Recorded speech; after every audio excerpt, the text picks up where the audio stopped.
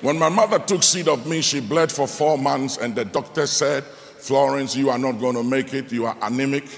I was told that she used to lie in the pool of blood. And she became so weak and anemic that she couldn't eat, couldn't do anything. And the doctor said, you can't carry this pregnancy. So they performed a D&C on my mother in those days. Months after the D&C, the stomach kept growing, and they took her back to theater, and they found out that apparently we were twins, and that my twin was taken away, and I survived the D&C.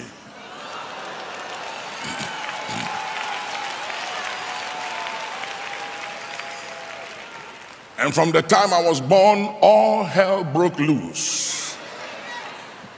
I wouldn't go to school. I was a problem for my mom. I was a thorn in her flesh. I would steal my mother's jewelry and everything and sell it for dope, marijuana in those days. They would send me to school and I won't go to school. When I go to school, I'll fight the teacher. I will beat somebody.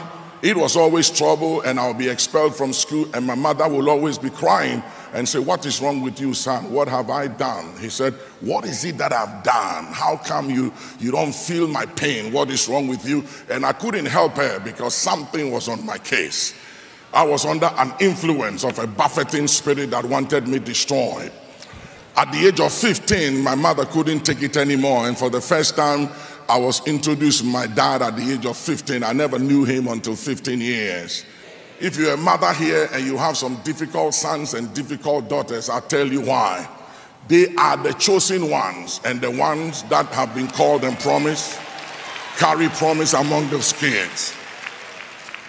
From my birth to everything till I came to the knowledge of the Son of God has been a fight. And I remember before I got saved, the year before I got saved, I was seriously facing a lot of nightmare, couldn't sleep in the night, had insomnia, would be visited by demon spirit that would come and oppress me in my sleep. And so I stayed all night in the discos and at the nightclubs and slept during the day because I couldn't sleep in the night. And when I got saved, I understood that I was dealing with the terror by night. There was something that terrified me in the night and would not let me sleep. I know some of you have never experienced that. But listen, the fact that you are born again don't mean the devil is going to let you loose. From the day you got born again, you became a believer, you became a target for the enemy. Whether you believe it or not, you are at war.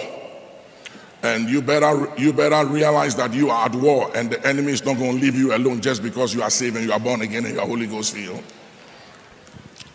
And I remember that one day I began to hear voices. The doctors call it hallucination.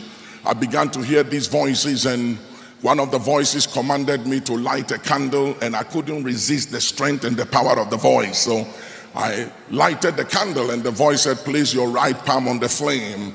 And I did, and I couldn't take my hands off the flame, and I saw my hands was literally burning, and my lips were sealed. I couldn't help myself until the candle was melted, and I lost 3 of my fingers with that fire.